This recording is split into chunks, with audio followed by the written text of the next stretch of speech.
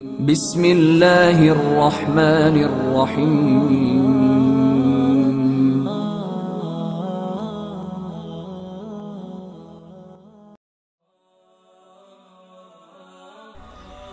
نبی کریم صلی اللہ علیہ وسلم نے فرمایا 3 چیزیں ہر مسلمان کے اوپر حق ہیں۔ جمعے والے دن کم از کم غسل کرنا، مسواک اور خوشبو لگانا۔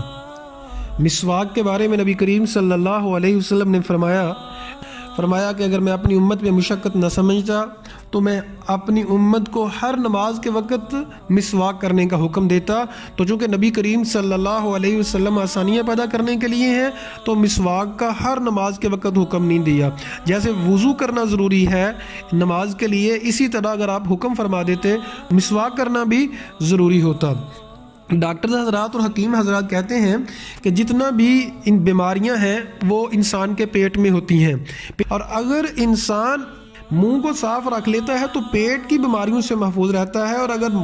پاکیزگی اختیار کرتا ہے، خصوصی طور پہ مسواک کرتا ہے، تو کئی بیماریوں سے محفوظ رہا جا سکتا ہے۔ ٹوتھ پیسٹ جو ہے یہ بھی کی جا سکتی ہے، لیکن اس میں کیمیکلز ہوتے ہیں، تو کوشش کرنی چاہیے کہ مسواک کو ہی زیادہ سے زیادہ کیا جائے، اور کیمیکل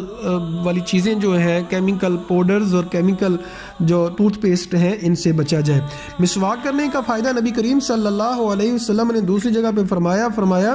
مسواک کرنے کا اتنا زیادہ فائدہ ہے کہ منہ کو پاک کر دیتی ہے اور رب کو راضی کر دیتی ہے۔ نبی کریم صلی اللہ علیہ وسلم جب صبح اٹھتے تو سب سے پہلے مسواک کیا کرتے تھے، اور سوتے وقت بھی مسواک کیا کرتے تھے۔ اور نبی کریم صلی اللہ علیہ وسلم کا جب وفات کا وقت آیا تو امی عائشہ صدیقہ رضی اللہ تعالی عنہ طاہرہ مطہرہ کے بھائی نے مسواک پکڑی ہوئی تھی، تو نبی صلی اللہ علیہ وسلم نے خواہش کا اظہار کیا کہ میں مسواک کروں، اور آپ صلی اللہ علیہ وسلم کو امی عائشہ صدیقہ نے وہ مسواک نرم کر کے دی، تو آپ صلی اللہ علیہ وسلم کی جب وفات ہوئی تو اس وقت بھی آپ صلی اللہ علیہ وسلم مسواک کر کے تو پھر آپ کی وفات ہوئی تھی۔ تو مسواک کی بہت زیادہ فضیلت ہے، یہ پاکیزگی کی علامت ہے، اس کے بڑے ہی فوائد ہیں، تو مسواک کو اپنی زندگی کا حصہ بنائیں اور بیماریوں سے بچیں۔ اللہ تعالیٰ سے دعا ہے اللہ تعالیٰ ہمیں پاکیزگی عطا فرمائے، اور